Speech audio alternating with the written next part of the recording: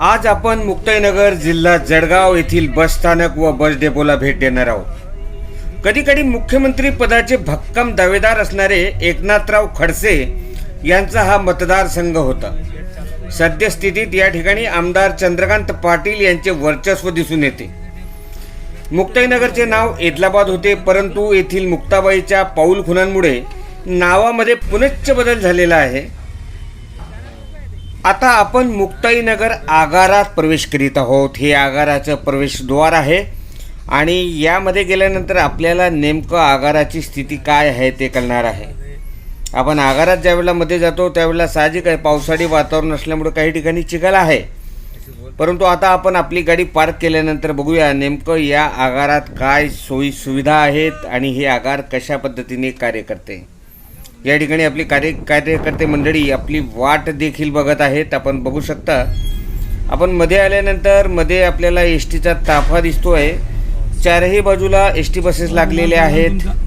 बऱ्याच एस टींचे कामकाज सुरू आहे। आपले मेकॅनिकल बंधू जे आहेत ते बऱ्याच एस टींचे कामकाज करीत आहेत। या ठिकाणी आपण गाडी पार्क केल्यानंतर आता आपण डेपोच्या आजूबाजूला असलेली सिनरी बघूया। एक डोंगराळ प्रदेश जो आहे तो अतिशय जवळ आहे। विशेष म्हणजे मध्य प्रदेशच्या सीमेलगत असल्यामुळे या शहराचे निसर्ग सौंदर्य आजही खुलून दिसते। भारताचे माजी राष्ट्रपती प्रतिभाताई पाटील यांचे या शहराशी खूप जवळचा संबंध आहे। त्यामुळे साहजिकच या ठिकाणी असंख्य कार्यकर्ते आणि समर्थक आपल्याला दिसून येतात। हे आता आपलं मधील भाग, या ठिकाणी आपल्या एस टी महामंडळातील वाहकांच्या पेट्या आहेत, कॅश सेक्शन, इश्यू सेक्शन या ठिकाणी आहे। सीमावर्ती भागात वाहतूक सुरू असल्याने या आगाराचं महत्त्व फार वेगळं आहे।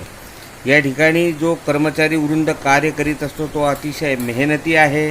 या ठिकाणी अधिकारी असो का कर्मचारी असो एकजुटीने इथे कार्य करतात। कोणत्याही प्रकारची युनियनबाजी किंवा एक दुसऱ्यांना त्रास देण्याचे प्रकार या ठिकाणी होत नाहीत। त्याचप्रमाणे या ठिकाणी जे वर्कशॉप आहे याची परिस्थिती देखील चांगली आहे। या वर्कशॉपमध्ये ज्या दुरून येणाऱ्या बसेस आहेत, महाराष्ट्राच्या कानाकोपऱ्यातून येणाऱ्या बसेस, यांची दुरुस्ती अतिशय चांगल्या पद्धतीने करण्यात येते आणि या ठिकाणी जी मेकॅनिक मंडळी आहे ती निष्णात असल्याचे दिसून आले। एकंदरीत या ठिकाणी जी कार्यकर्ते मंडळी आहेत ती फार उत्साही आहेत। आपण आता या संदर्भात यांच्याशी परत एकदा बोलू। एकीकडे मध्य प्रदेशची सीमा आणि विदर्भाची सीमा अंतर्गत असलेला हा असा आमचा आगार कोरोना लॉकडाऊनच्या काळात पूर्णपणे आर्थिक स्थितीने बंद आहे। या आगाराची स्थापना महामहिम राष्ट्रपती प्रतिभाताई पाटील यांच्या हस्ते झाली होती आणि ह्या मुक्ताईनगर शहरामध्ये लागूनच हेमाडपंथी मंदिर चांगदेव महाराजांचे आहे।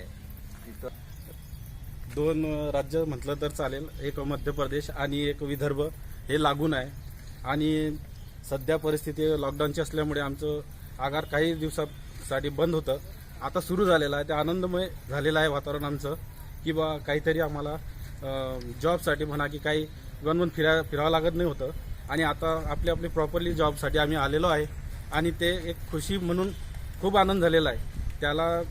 त्याच्यासाठी आम्ही मुख्यमंत्री आणि परिवहन मंत्री यांचे आभार मानतो की त्यांनी एस टी महामंडळाला चालू केलं। बोलतात नाही मला। आता आपण निघालो बस स्थानकाच्या दिशेने। मुक्ताईनगरचं जे बस स्टँड आहे ते जरा शहराच्या एका बाजूला असल्यामुळे साहजिकच या ठिकाणी निसर्गरम्य वातावरण दिसते। आजूबाजूला असणारी पहाडपट्टी आणि काही दुर्गमी क्षेत्र आहेत, जसं काही आदिवासीचे तांडे वगैरे आहेत काही अंतरावरती, परंतु एकंदरीत वातावरण निसर्गरम्य आहे आणि या निसर्गरम्य वातावरणात काम करताना कर्मचाऱ्यांना देखील आनंद वाटतो। कारण जसं आपण कोकणामध्ये बघतो, कोकणामधील जे सौंदर्य असतं जवळपास तसंच सौंदर्य या ठिकाणी देखील आहे आणि मोजके प्लॅटफॉर्म्स आहेत। आजूबाजूला डांबरीकरण वगैरे चांगले झालेले आहेत, कारण या ठिकाणी मंत्री आहेत, इथला खासदार, इथला आमदार, हे सर्वांचं लक्ष या ठिकाणी असतं। त्यामुळे साहजिकच या ठिकाणी सौंदर्य अतिशय भरभरून आहे। त्याचप्रमाणे या बाजूला जर बघितलं आपण एका बाजूला तर संपूर्ण भिंतीने झाकलं गेलेलं आहे, कारण आजूबाजूचा काहीही त्रास होऊ नये या दृष्टीने आजूबाजूला त्यांनी एक कंपाऊंड वॉलची निर्मिती केलेली आहे. मधल्या बाजूला जर बघितलं तर प्रवाशांकरता सुसज्ज व्यवस्था वगैरे ठेवलेली आहे. एक कॅन्टीन वगैरे आहे, पण सद्यस्थिती ती बंद आहे. आणि कंट्रोल कॅबिन आहे, त्या ठिकाणी नेहमीच अनाउन्सिंग वगैरे होत असतं, ते देखील आपल्याला इथे पाहावयास मिळेल. आपले कर्मचारी जे आहेत ते नेहमीच कामाला तत्पर असतात. आणि बघा या ठिकाणी जर वैशिष्ट्य पाहायला गेलं तर इथे आजही प्रवासी येतात जातात, परंतु त्यांची सुरक्षिततेच्या दृष्टीने या ठिकाणी सिक्युरिटी गार्डची देखील या ठिकाणी नियुक्ती करण्यात आलेली आहे, जेणेकरून प्रवाशांना कोणताही त्रास होणार नाही. या ठिकाणी आपण काहीशी बोलूया. आनंदच झाला. मंत्री महोदयांचे फार आभार झाले. बरं वाटलं. नेमकं वाहतूक करताना काय जाणवतं तुम्हाला? काय नाही, चांगली परिस्थिती चांगली आहे. चांगली आहे. हो, अच्छा अच्छा अच्छा. थोडेफार प्रतिसाद आहे प्रवाशांचा. लोकांनाही आनंदच झालाय. गेल्या कित्येक महिन्यांपासून बंद होती, तर तुम्हाला त्यावेळेला कसं वाटायचं? 5 महिने बंद होती. हां. काहीच काम नव्हतं ना. अच्छा. घरी कामच होतं. आता सुरू झाल्यानंतर आनंद बरंच वाटलं. चांगलं. तुमचं काय मत आहे? चांगलं आलं सर, गाडी चालू व्हायलाच पाहिजे. अच्छा अच्छा अच्छा. ते घरची परिस्थिती एकदम खराब होती. हां. काम नाही तर ते काय होऊन गेलं दिवस. अच्छा. भाजीपाला धंदा करावा लागला.